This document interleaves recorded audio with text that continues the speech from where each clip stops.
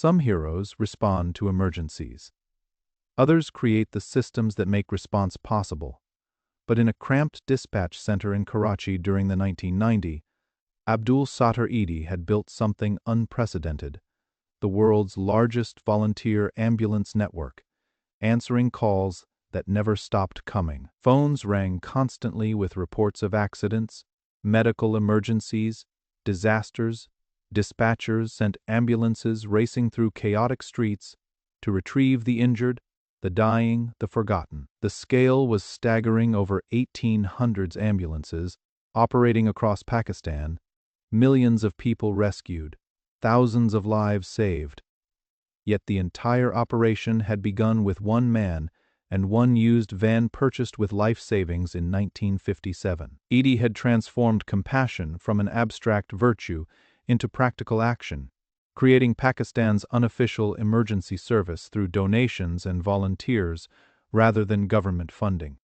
He wore simple clothes, ate one meal a day, and slept in a small room above the dispatch center. While ambulance sirens wailed below, Edhi continued his life's work, proving that one person's dedication could create systems that served millions and that every human being deserved help regardless of who they were. Abdul Sattar Edhi was born on the 28th of February, 1928, in Bantwa, a small town in Gujarat, India. His family was modest but stable, his father working as a textile merchant. Young Abdul's childhood was ordinary until his mother began showing signs of progressive paralysis. The disease was gradual and cruel, slowly robbing her of mobility and independence, while leaving her mind fully aware of what she was losing. Abdul became his mother's primary caregiver while still a child. He helped her move, assisted with daily tasks, and watched helplessly as the disease progressed. The experience taught him about suffering's reality in ways that shaped everything that followed. His mother wasn't an abstract case or a statistic. She was a person losing dignity along with physical capability, dependent on others for basic needs that had once been automatic.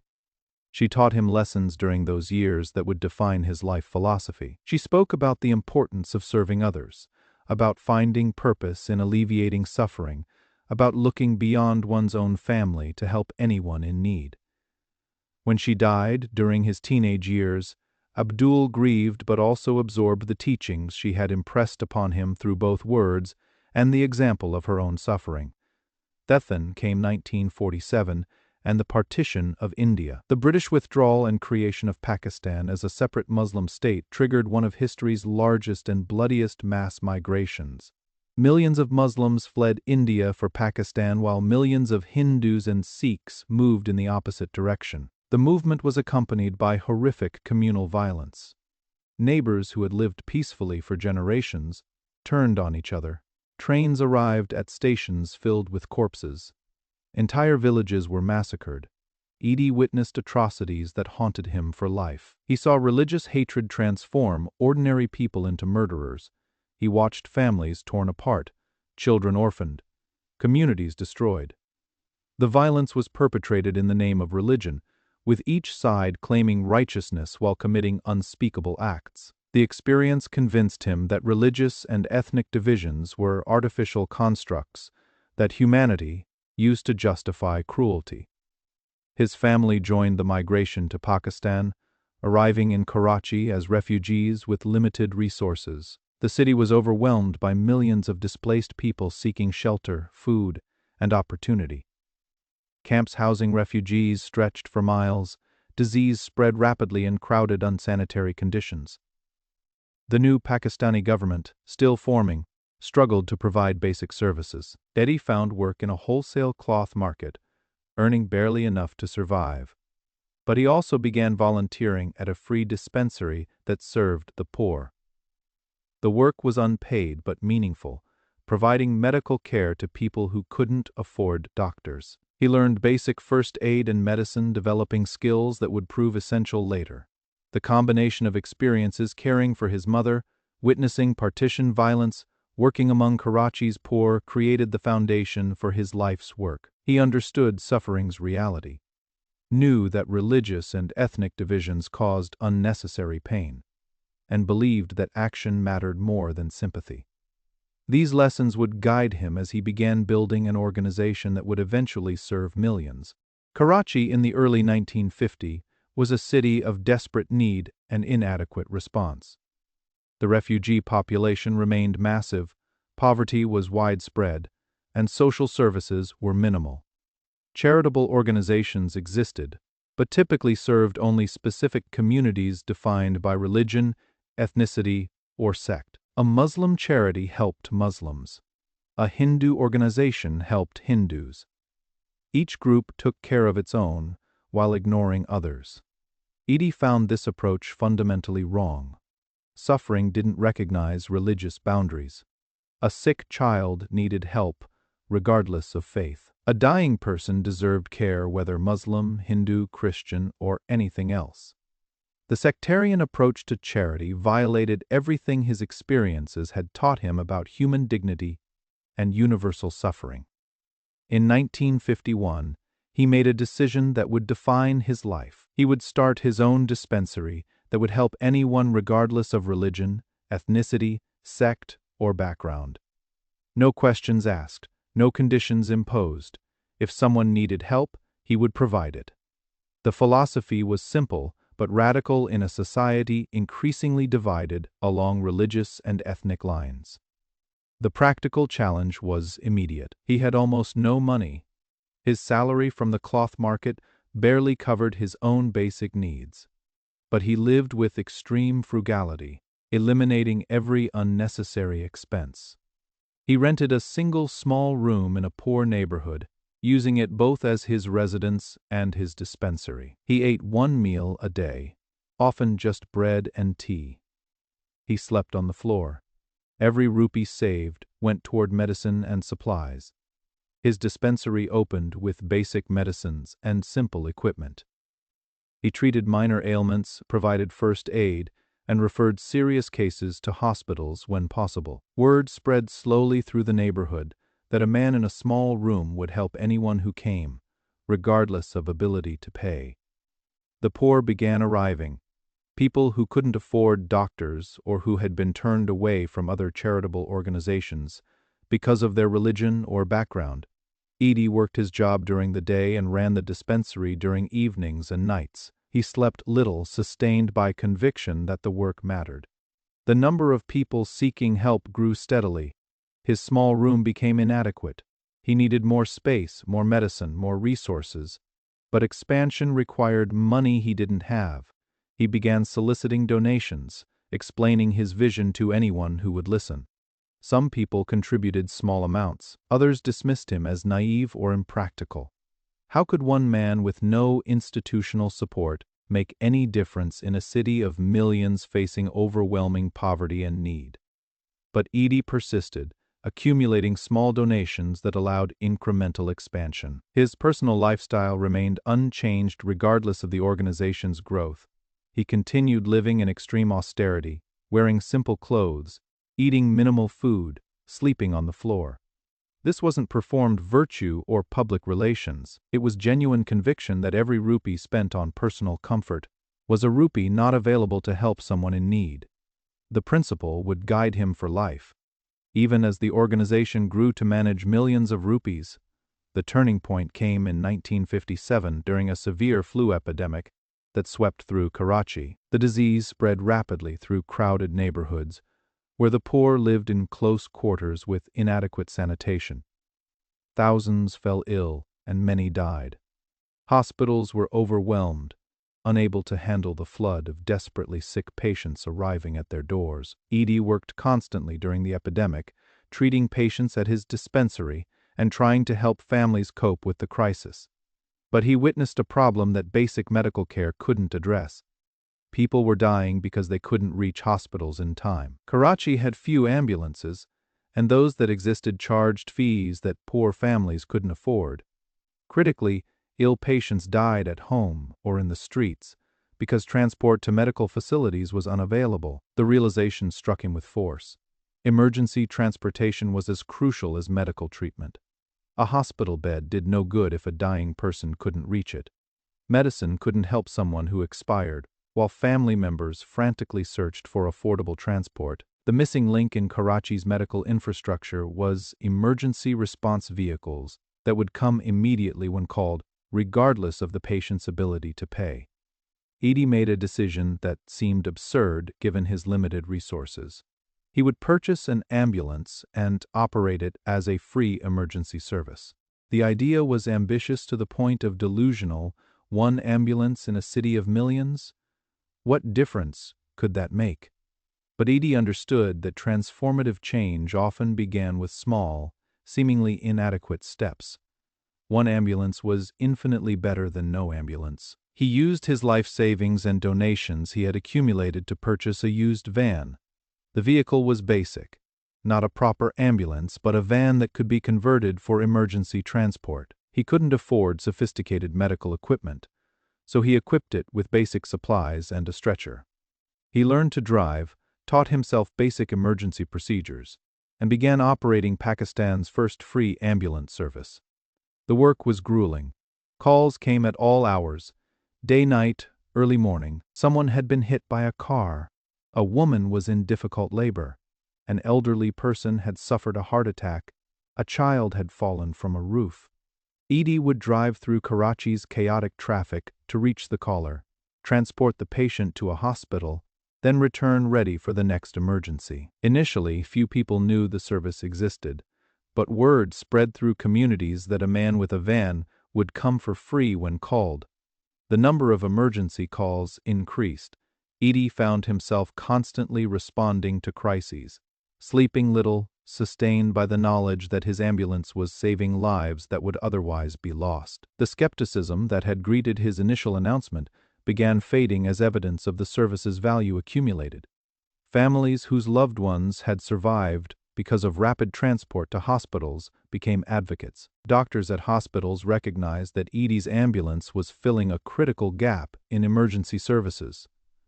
The single van operated by one man was indeed making a difference. The success of the first ambulance created both opportunity and challenge. Demand for emergency transport far exceeded one vehicle's capacity. Edhi needed more ambulances, but expansion required funding he didn't possess. He continued soliciting donations, but now he could point to concrete results. Lives saved, families helped. The impact was tangible and documented. Through the 1960 and to the 1970, the Edhi Foundation gradually expanded. Each new ambulance was purchased through accumulated donations, never through government funding. Edhi maintained fierce independence, refusing official support that might come with strings attached.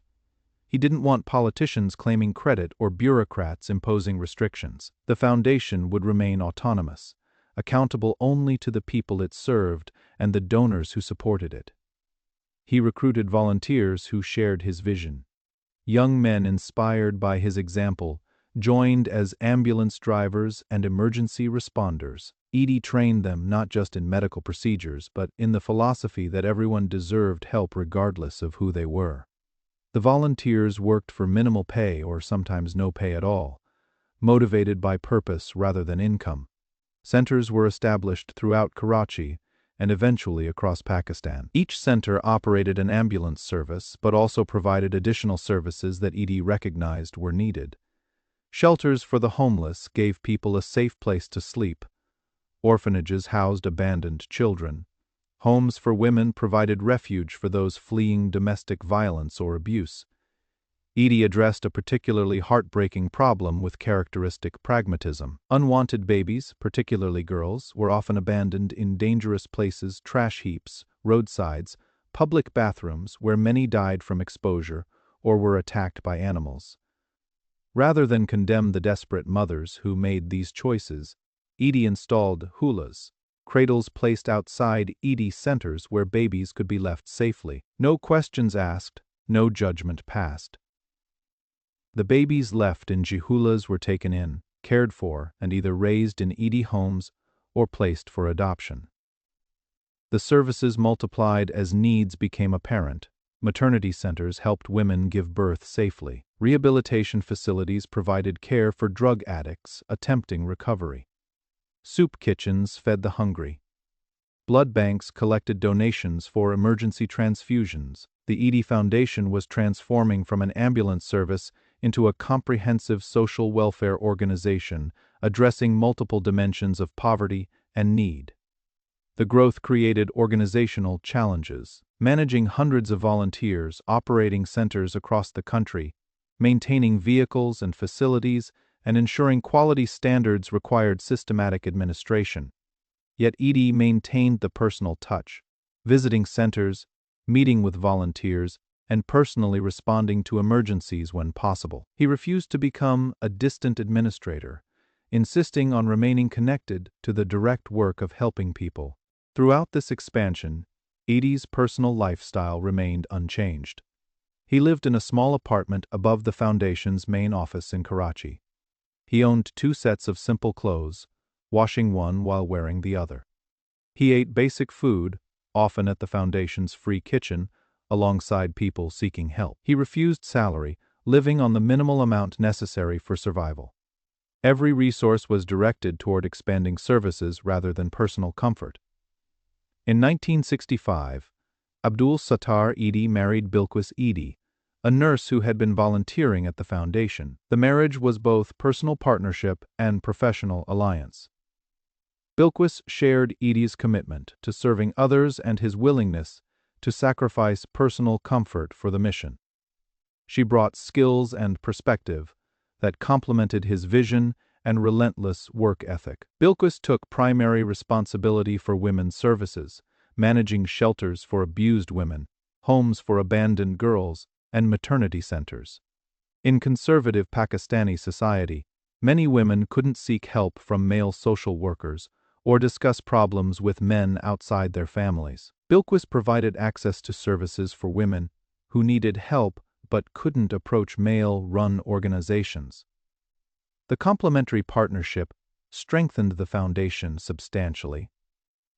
Edhi's vision and tireless commitment to expansion, combined with Bilquis's organizational skills and attention to operational details. She managed staff, ensured facilities maintained standards, and developed programs tailored to women's specific needs.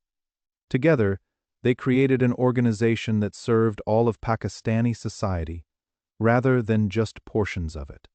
They raised their children within the foundation's work. The Edhi children grew up in the small apartment above the office, surrounded by the constant activity of emergency response and social services. They learned from childhood that service to others was life's primary purpose. The children helped with foundation work as they grew, understanding that the family's mission extended beyond their immediate household to encompass anyone who needed help. The couple's extreme frugality continued, despite managing an organization worth millions. They could have justified comfortable living conditions, arguing that foundation leaders needed appropriate resources, but such justification would have violated everything they believed. They lived simply because spending money on themselves meant less money available for helping others. The calculation was straightforward. Their lifestyle wasn't performance for public consumption. They genuinely didn't want or need luxury. Edhi wore the same simple shalwar kameez every day, indistinguishable from clothing worn by poor laborers. Bilquis dressed modestly and simply. Their meals were basic. Their apartment was small and sparsely furnished. Visitors expecting to find a wealthy charity director living in comfort were shocked to discover the actual conditions. The example they set influenced the entire organization. Volunteers and employees understood that leadership meant service and sacrifice, not privilege and comfort. The foundation's culture emphasized mission over personal benefit, dedication over career advancement. This culture attracted people motivated by purpose rather than income, creating a workforce committed to the organization's values. Their marriage partnership became legendary in Pakistan. 2 people who could have lived comfortably instead chose radical austerity to maximize their impact on others' lives.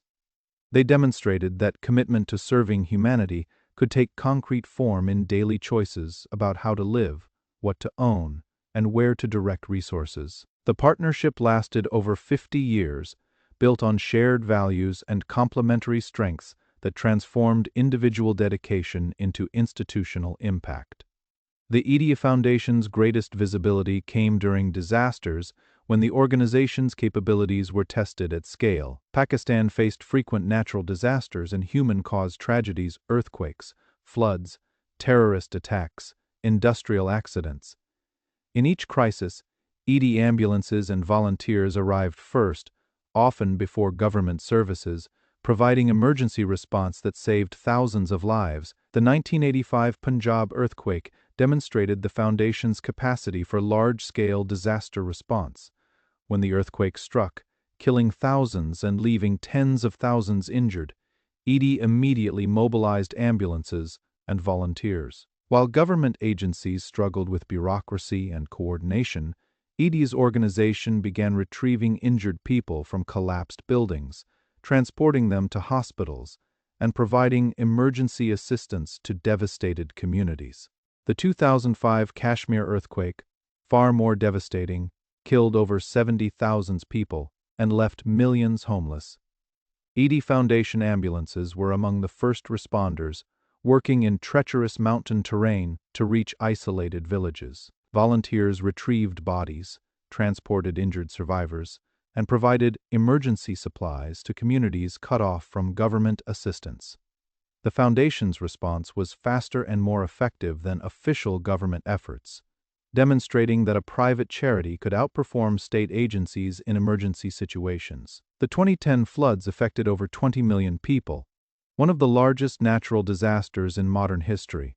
Vast areas of Pakistan were underwater, displacing millions and destroying crops, homes, and infrastructure. The Edhi Foundation deployed ambulances, boats, and volunteers to reach affected areas.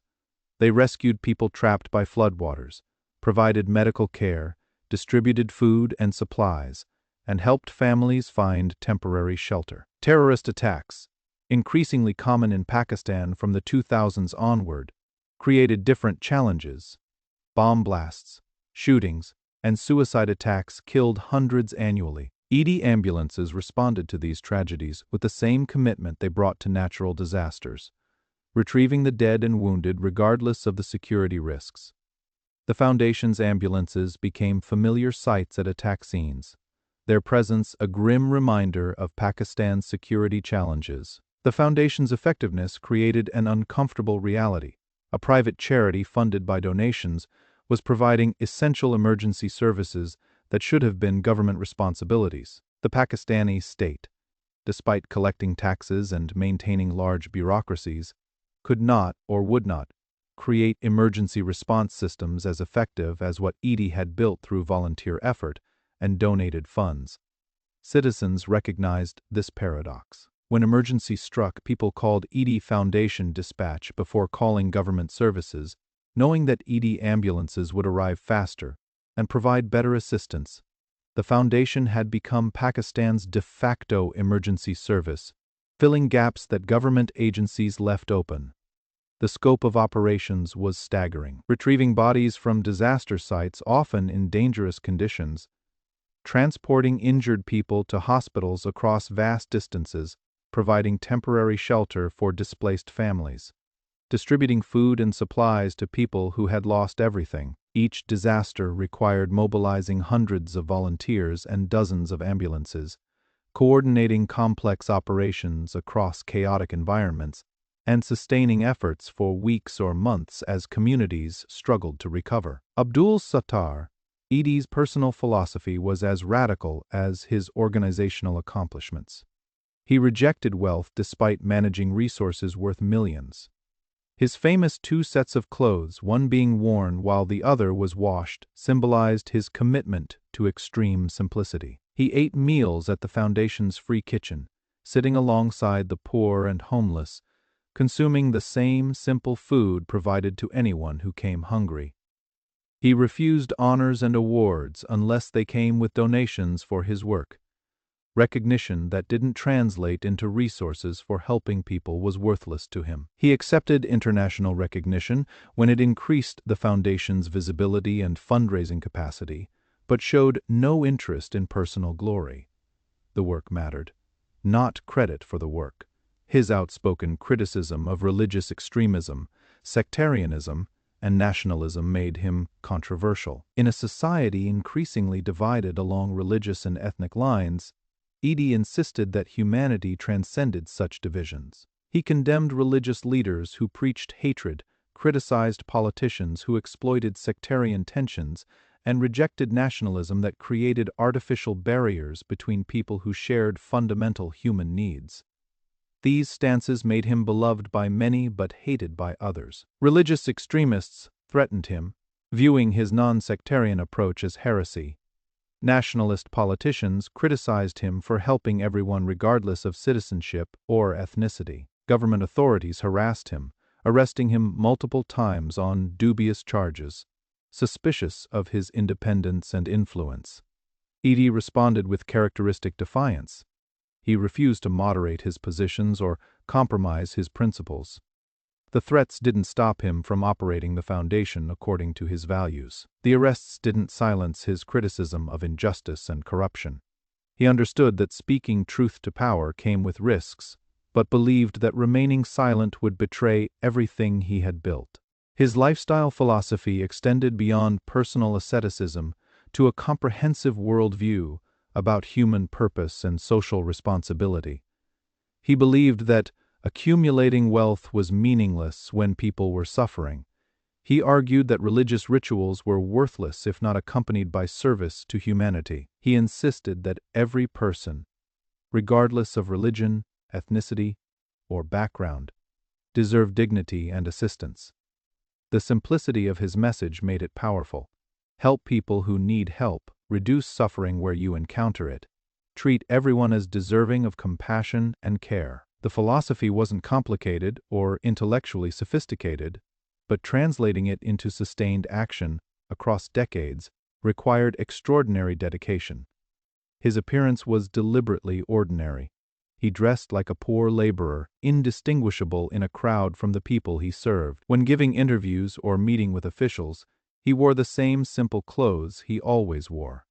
The contrast between his appearance and his influence was striking. A man in clothes worth a few dollars managing an organization worth millions, meeting with presidents and prime ministers while looking like he had just come from the street. This ordinariness was strategic and genuine. Edhi understood that leadership through service meant eliminating barriers between himself and the people he helped. Dressing simply, living simply, eating the same food as the poor, these practices weren't sacrifices, but choices that maintained his connection to the communities he served. He remained one of them rather than becoming separate through success. By the early 2000s, the Edhi Foundation had become the world's largest volunteer ambulance network. Over 1,800 ambulances operated across Pakistan, a fleet larger than many countries' official emergency services. The scale was unprecedented for a private charity built entirely through donations and volunteer labor. Each ambulance represented countless donations from ordinary Pakistanis who contributed small amounts that accumulated into transformative resources. The foundation had provided services to over 20 million people across decades of operation. The number was almost incomprehensible, representing a substantial portion of Pakistan's population. Emergency transport, medical care, shelter, food, education, the services touched virtually every aspect of social welfare and emergency response. More than 4,000 abandoned children had been raised in Edhi homes. Babies left in jaholas, orphaned children, kids abandoned by families who couldn't support them all found refuge in the foundation's orphanages. Many were eventually adopted by families seeking children. Others were raised to adulthood in Edhi facilities, educated and prepared for independent life. The foundation had recovered and buried over 100,000 unclaimed bodies, providing dignity in death to people society had forgotten. These were the homeless who died on streets, accident victims whose families never claimed them, people who died alone with no one to care about their remains. Edhi's volunteers retrieved these bodies, performed proper burials according to the deceased person's religion when known, and maintained records so families searching for missing loved ones might find closure. International recognition accumulated as the foundation's scope became known globally. Edhi received numerous nominations for the Nobel Peace Prize, though he never won the award. Comparisons to Mother Teresa were common, highlighting his dedication to serving the poorest and most marginalized. International organizations studying charitable operations examined the Edhi Foundation as a model of effective, efficient social service delivery. The foundation operated in multiple countries, serving Pakistani diaspora communities abroad. Centers in the United States, United Kingdom, Canada, and other nations provided services to Pakistani immigrants, while also raising funds that were sent back to Pakistan to support operations there. The international presence expanded the foundation's fundraising base and demonstrated that its model could function across different societies. Managing an organization of this scale created challenges that Edhi hadn't faced when operating a single ambulance. Ensuring quality control across hundreds of facilities required systematic management. Preventing corruption and misuse of funds demanded rigorous financial controls. Maintaining the foundation's principles as it grew required constant vigilance against mission drift and bureaucratic calcification. Edhi addressed these challenges through personal involvement and cultural emphasis on the foundation's values. He continued visiting facilities, meeting with volunteers, and personally investigating problems. He insisted on financial transparency, publishing accounts and welcoming audits. He fired employees who violated the foundation's principles, regardless of their connections or positions. The organization remained true to its mission because its founder refused to compromise. The organizational achievement was as significant as the services provided. Edhi had demonstrated that a private charity, properly managed and genuinely committed to its mission, could deliver social services more effectively than government bureaucracies. The foundation operated with lower overhead, greater flexibility, and better results than official state agencies, with vastly larger budgets and resources. Abdul Sattar Edhi died on the 8th of July 2016, at age 88, having dedicated over 6 decades to serving humanity. His final years were spent still working despite kidney failure requiring dialysis, still living in the small apartment above the foundation office, still wearing simple clothes and eating basic meals. He worked until his body could no longer sustain the effort, refusing retirement or rest. His state funeral drew tens of thousands, one of the largest in Pakistani history. People from across the country came to honor the man who had built an empire of mercy from nothing. The outpouring of grief demonstrated how deeply Edhi had touched Pakistan's national consciousness. He was buried in a simple grave, his body wrapped in plain cloth, his funeral consistent with the simplicity that had characterized his life. Bilquis and their children continue running the foundation according to principles he established. The ambulances still respond to emergencies across Pakistan. The shelters still provide refuge. The Joholas still receive abandoned babies. The organization he built continues serving millions, sustained by volunteers and donations that keep coming because people believe in the mission. Edhi transformed compassion from abstract principle into practical action, proving that one person's dedication could create systems serving millions. He demonstrated that service to humanity transcended religion, politics, and personal gain. His insistence that every human being deserved dignity and help regardless of who they were created an organization that embodied these values. His legacy is measured not in monuments but in ambulance sirens, still sounding across Pakistan rushing to save lives because one man decided that emergency response shouldn't depend on wealth or status. In the babies saved from abandonment, the homeless given shelter, the hungry fed, the forgotten buried with dignity, and all these acts repeated daily by the organization he built, Edhi's vision continues transforming compassion into concrete help for people who need it most.